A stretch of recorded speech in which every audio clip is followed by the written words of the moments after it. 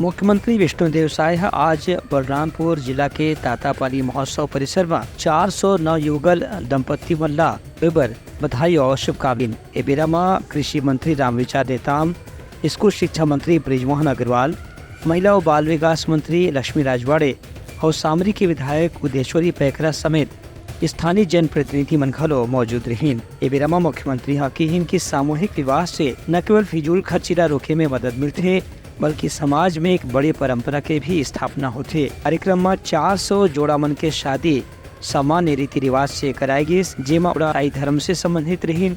वही एक युवक युवती मुस्लिम समाज से घरों शामिल हुए रहीन, जबकि मन के शादी हिंदू पद्धति से कराएगी। सरकार के योजना के मुताबिक जरूरी सामान भेंट में देगी, संगे संग 21 पे के चेक भी उमलन करेगी। एक कार्यक्रम में एक दिव्यांग युवक युवती ला मुख्यमंत्री समाज कल्याण विभाग डहार 50,000 रुपए के अतिरिक्त धनराशि घलो प्रदान करें। मुख्यमंत्री यकीन की सामूहिक विवाह से इस क्षेत्र में एक नवा परंपरा के शुरुआत हुए है। एक से गरीब परिवार बनला सरकार डहार ने विशेष मदद के प्रयास करे जाते। ये योजना ला और भी विस्तारित करे की आवश्यकता है।